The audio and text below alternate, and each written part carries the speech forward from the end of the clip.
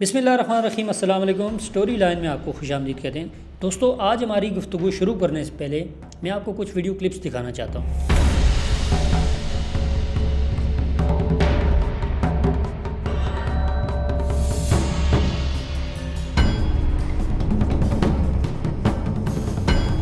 دیکھیے دوستو، ہمارے پیارے اسلام میں جو سب سے بڑا نظریہ اور خیال ہے وہ یہ ہے کہ اللہ ایک ہے۔ مسلمان خدا کی وحدانیت پر ایمان رکھتے ہیں اور اس خیال کو توحید کہا جاتا ہے۔ کسی شخص کو اگر مسلمان کہلایا جانا ہے یا نہیں کہلایا جانا، تو اس کے لیے سب سے اہم بات یہ ہے کہ وہ اللہ کی توحید پر ایمان لائے۔ یہ اسلام کا مرکزی عقیدہ ہے۔ اسلام کے نزدیک سب سے بڑا گناہ شرک ہے، یعنی اللہ کے ساتھ کسی اور کو شریک ٹھہرانا، چاہے وہ عبادت میں ہو، دعاؤں میں ہو یا اللہ کے کاموں میں، یہ بالکل منع ہے۔ لیکن دوستو، اگر آپ مسلم سوسائٹیز کا مشاہدہ کریں تو یہاں ایک بہت ہی منفرد سسٹم پایا جاتا ہے۔ توحید کی سخت تعلیمات کے باوجود اسلامی سوسائٹیز میں ایک لوک اسلام موجود ہے جو نسل در نسل ایک روایت کی طرح عوام میں منتقل ہو رہا ہے۔ اس لوک اسلام کا ایک پہلو ہے جسے کہتے ہیں پیری مریدی۔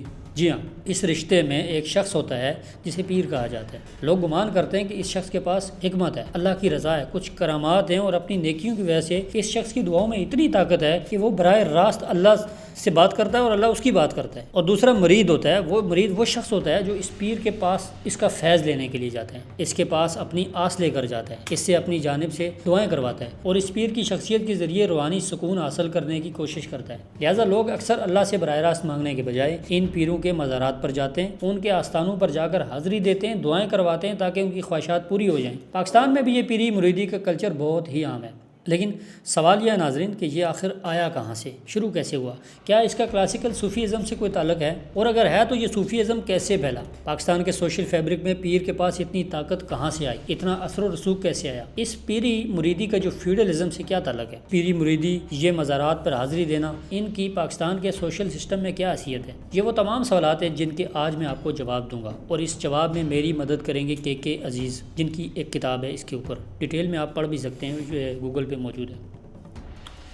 دیکھیں دوستو، کسی بھی ملک کے سوشل سسٹم کو چلانے کے لیے آئین کا استعمال ہوتا ہے، پارلیمنٹ کا استعمال ہوتا ہے، قوانین کا استعمال ہوتا ہے۔ یہی ادارے پالیسیاں بناتے ہیں، قوانین بناتے ہیں جن کے مطابق ملک چلتا ہے۔ لیکن اگر پاکستان جیسے یونیک ملک کو سمجھنا اگر چاہیں تو آپ کو کچھ اور متوازی سسٹم بھی دیکھنے کو ملتے ہیں۔ پاکستان کے سوشل کانٹیکسٹ میں کچھ ایسے گہرے اور پوشیدہ متوازی ادارے ہیں جو دراصل اس ملک کو چلاتے ہیں۔ ایسے ہی ایک بہت طاقتور اور اثر رکھنے والا ادارہ ہے یہ پیری مریدی کا سسٹم۔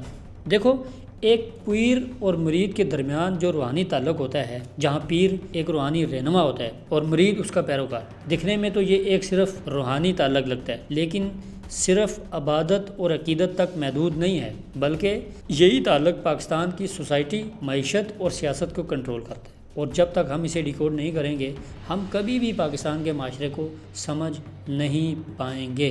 تو یہ جو مزارات، دربار اور پیروں کا سسٹم ہے، وہ تقریباً 700 سے 800 سال پرانا ہے۔ پاکستان بننے سے صدیوں پہلے یہ نظام یہاں پیوست ہو چکا تھا۔ دیکھیں دوستو، یہ جو سارا صوفیزم کا سلسلہ، یہ سسٹم تھا، اس کی تنظیم میں 2 خصوصیات تھیں جو آج بھی سماج میں قائم ہیں۔ یعنی 2 خصوصیات آج کی سیاست کو بھی تشکیل دیتی ہیں، اور صرف سیاست ہی نہیں بلکہ یہ پاکستان کی عوام کی نفسیات کے ساتھ بھی کھیلتی ہیں۔ سب سے پہلی خصوصیت یہ تھی کہ یہ پورا سسٹم ایک آمرانہ اصول پر چلتا تھا۔ شیخ یا لیڈر کو بغیر کسی سوال و جواب کے نہ صرف قبول کیا جاتا بلکہ اس کی عزت اور توقیر بھی کی جاتی۔ ہر جانشین یا لیڈر کا بیٹا خود بخود لیڈر بن جاتا، یعنی ولایت اس کی نسلوں میں منتقل ہو جاتی۔ وہ بیٹا چاہے اچھا ہو یا برا، اس میں جو بھی خصوصیات ہوں، مگر وہ گدی نشین ہوتا۔ لہٰذا اس کے پاس بھی مطلق اختیار ہوتے، ان لمیٹڈ اختیار ہوتے۔ وہ جو بھی فیصلہ کرے، مریدوں کو سر جھکا کر اس کی پیروی کرنا ہوتی تھی۔ مذہب اور رواج کے سہارے ان لوگوں نے معاشرے میں ایک ایسا ڈکٹیٹر کھڑا کر دیا جو مذہب کے ذریعے اپنا اثر و رسوخ اتنا مضبوط کر دیتا تھا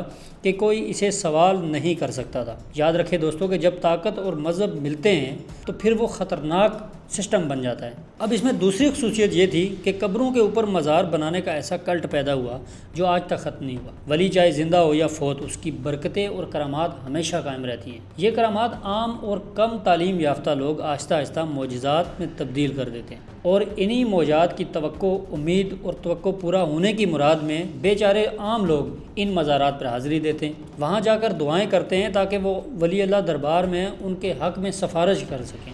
دیکھتے ہی دیکھتے یہ دربار لوگوں کی زندگیاں بن گئی۔ اسی دور میں صوفی شاعری نے بھی بہت اہم کردار ادا کیا۔ پنجابی، سندھی اور اردو شاعری میں اولیاء کے معجزات کا ذکر بھی کیا جاتا اور ان کی تعریفیں بھی کی جاتی۔ اس صوفی ثقافت کی شاید سب سے کشش چیز قوالی ہے۔ قوالی نے لوگوں کو زبردست طور پر اپنی طرف متوجہ کیا۔ قوالی کا کلام، اس کی دھن، اس کے گانے کے انداز نے لوگوں کو مسحور کر دیا اور آہستہ آہستہ یہ جذباتی مرکزیت والا اسلام بہت مقبول ہو گیا۔ شروع میں یہ دربار کلچر سنی کمیونٹی تک محدود تھا، شیعہ کمیونٹی اس میں نہ ہونے کے برابر تھی، مگر جب ایران کی سیاست مضبوط ہوئی تو آہستہ آہستہ ساؤتھ ایشیا میں بھی شیعہ مزارات بننے لگے، اور اب چاہے سنی ہو یا شیعہ، یہ دربار دونوں فرقوں کا حصہ بن چکے ہیں۔ ناظرین، کے عزیز اپنی کتاب میں یہ بھی لکھتے ہیں کہ جب مسلمانوں نے انڈیا میں اپنی حکومت قائم کی تو انہوں نے صرف تلوار سے حکمرانی نہیں کی، بلکہ عوام کے دل جیتنے کے لیے صوفی بزرگوں اور مزارات کا بھی سہارا لیا۔ صوفی پیر اور ان کے مزارات عوام کے لیے روحانی مراکز بن گئے۔ ان کی اتنی عزت تھی کہ عوام بھی ان کی دعاؤں اور مشوروں کے محتاج ہوتے تھے۔ عوام نے سادہ دلی سے یہ مان لیا تھا کہ جو بادشاہ اس پیر کا مرید ہے، اس پر سمجھ لو کہ اللہ کا ہاتھ ہے۔ اس لیے ان حکمرانوں نے صوفی درگاہوں کو سرپرستی دینا شروع کر دی۔ انہوں نے خود مزارات تعمیر کروائے، انہیں جاگیرداریاں دی اور ان کی اولاد کو گدی نشینی کے طور پر مستحکم کیا۔ لہٰذا پیری مریدی صرف ایک روحانی تعلق نہیں رہا، بلکہ حکمرانوں نے اپنے سیاسی اثر کو بڑھانے کے لیے ان پیروں کا استعمال کیا، چاہے یہ دلی سلطنت ہو یا مغلیہ امپائر۔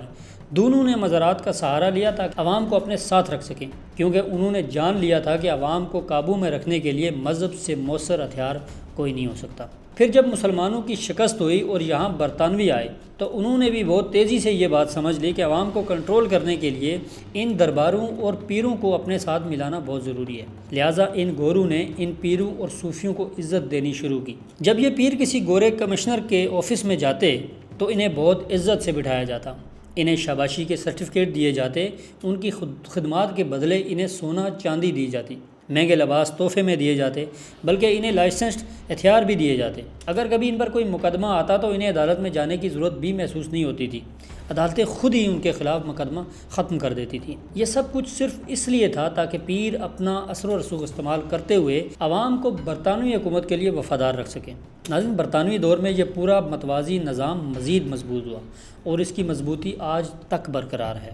جب انگریزوں کے بعد وہ دور آیا جب انڈیا میں کانگریس اور مسلم لیگ جیسی سیاسی پارٹیاں آہستہ آہستہ مقبول ہو رہی تھی اور آزادی کی جنگ لڑ رہی تھی، تو پاکستان کے آئیڈیا کو مضبوط کروانے کے لیے خاص طور پر پنجاب میں مسلم لیگ کو اپنی بیس مضبوط کرنے کی ضرورت تھی۔ اس لیے 1946 کے انتخابات کے دوران پیران اور گدی نشینوں کے ساتھ رابطہ کیا گیا، کیونکہ یہ لوگ ایک بہت بڑا ووٹ بینک کنٹرول کرتے تھے۔ یہ لوگ مسلم لیگ کے ساتھ دینے کے لیے راضی ہو گئے۔ مسلم لیگ نے بھی ان پیروں کو اپنی تقاریر، سیاست، سیمینارز اور ریلیوں میں شامل کرنا شروع کیا۔ پیر بھی اس الائنس میں اپنا بھرپور فائدہ سمجھتے تھے، کیونکہ وہ جانتے تھے کہ اس سیاسی طاقت کے ذریعے وہ اپنی سماجی طاقت کو مزید مضبوط کر پائیں گے، انہیں سیاسی تحفظ ملے گا اور زمینیں ملیں گی۔ اور یاد رکھیں دوستو، پاکستان جیسے ملکوں میں جس کے پاس زمین ہوتی ہے اسی کا اثر و رسوخ بھی ہوتا ہے۔ ان پیروں کی حمایت کی وجہ سے مسلم لیگ نے بہت سی نشستیں جیتی۔ پنجاب میں الیکشن کی اس کامیابی نے پاکستان کے مطالبے کو مزید جواز فراہم کیا۔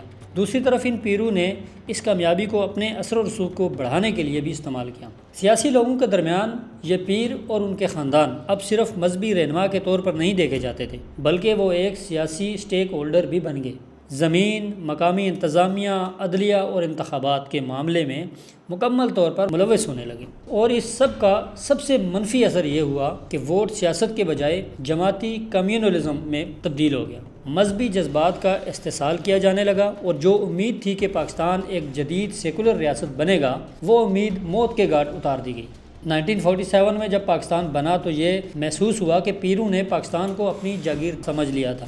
پنجاب اور سندھ کی گورننس مضبوط تھی اور پیروں کا تسلط بھی انہی صوبوں پر غالب تھا۔ اس وقت ان کی سب سے بڑی حکمت عملی یہ تھی کہ بڑے پیمانے پر زمینوں پر قبضہ کیا جائے، اور انہوں نے ایسا ہی کیا۔ 1954 تک پاکستان میں مسلم لیگ کی حکومت رہی اور اس لیے پیر بھی طاقت میں رہے۔ بعد میں جب سیاسی تبدیلیاں آئیں اور مسلم لیگ میں سے مزید سیاسی پارٹیاں بننے لگیں تو پیروں نے بھی یہ سمجھ لیا کہ ملک میں سیاسی عدم استحکام ہے، اس لیے کسی ایک پارٹی پر انحصار کرنا بے وقوفی ہوگی۔ لہٰذا انہوں نے اپنی حکمت عملی بدلی۔ ایک بھائی ایک پارٹی میں شامل ہو گیا اور دوسرا دوسری میں، ایک کزن ایک گروپ کا حصہ بن گیا اور دوسرا دوسرے گروپ کا، تاکہ کسی بھی قسم کی عدم استحکام کی صورت میں فائدہ بالآخر انہیں ہی ہو سکے۔ لیکن دوستو، پاکستان میں چاہے کچھ بھی بدل جائے، مگر سیاسی طور پر حالات بہت تیزی سے بدلتے ہیں۔ 1958 میں جب جنرل ایوب خان نے مارشل لا نافذ کیا، سیاست کا منظر بدل گیا۔ جو طاقت پہلے حکومت کے پاس تھی وہ فوج کے پاس منتقل ہو رہی تھی۔ کچھ عرصے کے لیے پیروں کو لگا کہ ان کی طاقت ختم ہو جائے گی، مگر کئی سالوں سے قائم کیا گیا یہ سسٹم اتنی آسانی سے ختم ہونے والا تو نہ تھا۔ ایوب خان سمجھتے تھے کہ پاکستان کو چلانے کے لیے انہیں ووٹ اور عوامی حمایت کی ضرورت ہے،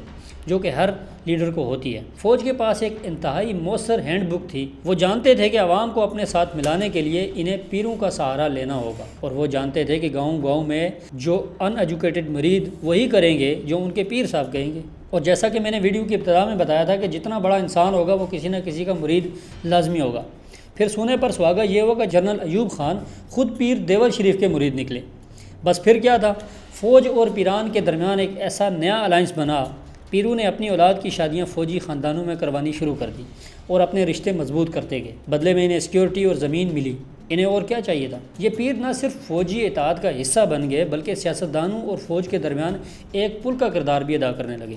ناظرین، اس اتحاد اور گٹھ جوڑ کے نتیجے میں یہ ہوا کہ پیر صرف مزارات پر قبضہ کرنے والے رہنما نہ رہے بلکہ ان کا اثر اب سیاست اور فوج دونوں میں بھی نمودار ہونے لگا۔ یہ وہ فیوڈل فوجی مذہبی تعلق بن گیا جس نے آج تک پاکستان کو کنٹرول کیا ہوا ہے۔ اس کے بعد ہر آنے والے دور میں ان لوگوں کا اثر مزید بڑھتا گیا، تو چاہے وہ نواز شریف کی حکومت ہو، عمران خان کی ہو، بینظیر بھٹو یا زرداری کی ہو، یہ لوگ صرف ہمیشہ طاقت میں موجود رہیں گے۔ کے عزیز اپنی کتاب میں یہ بھی لکھتے ہیں کہ پاکستان کی سیاست میں پیروں نے جو سب سے بڑا ہتھیار استعمال کیا وہ تھا صوفی کا ماسک، یعنی کہ صوفیزم کا ماسک پہنا انہوں نے یہ دکھایا کہ سب کچھ دین کے لیے کیا جا رہا ہے۔ اصل مقصد مگر یہ تھا کہ وہ سیاسی اور جاگیرداری کا فائدہ اٹھائیں، مگر یہ تمام کام اس طرح پیش کیا گیا کہ یہ سب کچھ دین و مذہب کے نام پر ہو رہا ہے۔ صوفی روایت ساؤتھ ایشیا میں پہلے سے بہت مضبوط تھی۔ مرید اپنے پیر کو اللہ کا بندہ سمجھ کر اس کی ہر بات مانتے تھے۔ پیر کی دعائیں برکت سمجھی جاتی تھیں، ان کی قبریں مزار بنا کر سجدہ کیا جاتا، اور نہ صرف پیر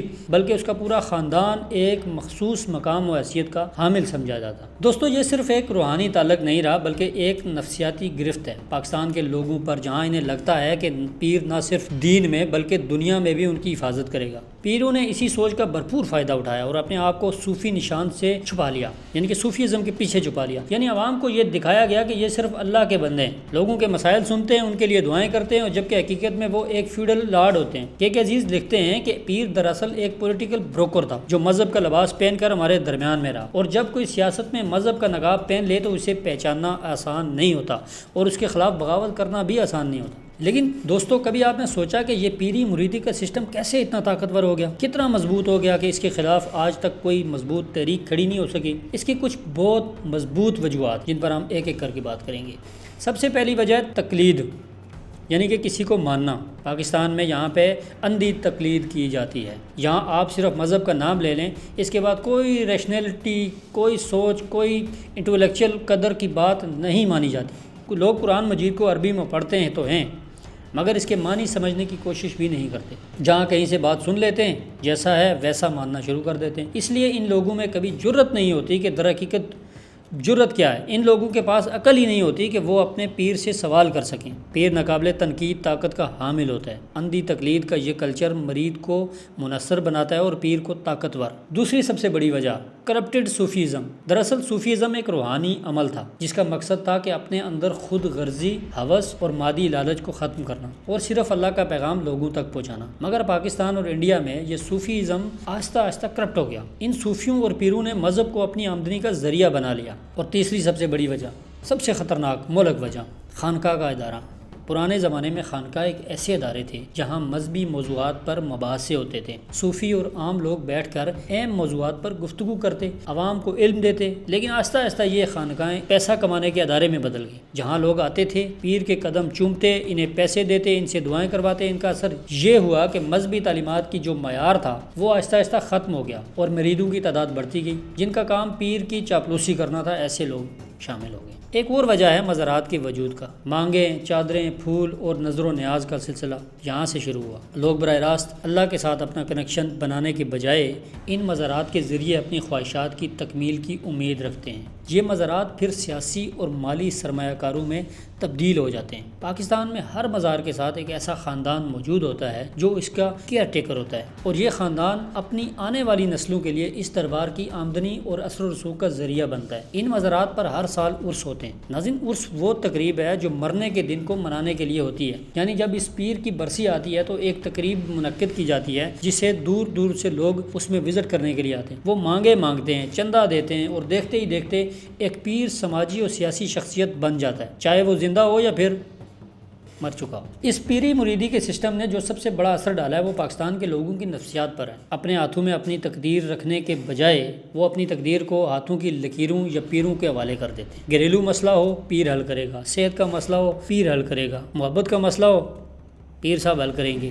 کسی کام کو کروانے کے لیے پیروں کے ذریعے کام کروانا عام سی بات ہو گئی ہے۔ یہ غریب لوگ ایک پیر پر اپنی ساری امیدیں لگا دیتے ہیں جو ان کے پیسے ہی کھاتا ہے اور اکثر ان کے مسائل کا حل بھی نہیں نکالتا۔ اور آپ کو مزے کی بات بتاؤں، ان پیروں کی ان لوگوں کے ذہنوں پر بھی نفسیاتی گرفت اتنی مضبوط ہوتی ہے کہ وہ جانتے ہیں کہ اس پیر کی حقیقت کیا ہے، وہ جانتے ہیں کہ اس کے مسائل حل نہیں ہو رہے، مگر اس کے باوجود یہ مرید ان کے لیے اپنی جان بھی دے سکتے ہیں۔ دیکھیں دوستو، اگر آپ اسلام کی اصل روح کو سمجھیں تو یہ جو ملائے ہوئے ادارے ہیں، یہ جو پیری مریدی کا جو ادارہ ہے، یہ اصل میں اسلام میں موجود ہے ہی نہیں۔ یہ مسلمانوں کی جہالت ہے کہ آج تک وہ اپنے دین کو سمجھ نہیں سکے، جس کی تعلیمات واقعی روشن ہیں۔ حضور پاک نبی اکرم صلی اللہ علیہ وسلم کی شخصیت اتنی بہترین ہے کہ اگر ہم ان کی زندگی کا صحیح تجزیہ کر لیں، ہم اپنی زندگی بدل سکتے ہیں۔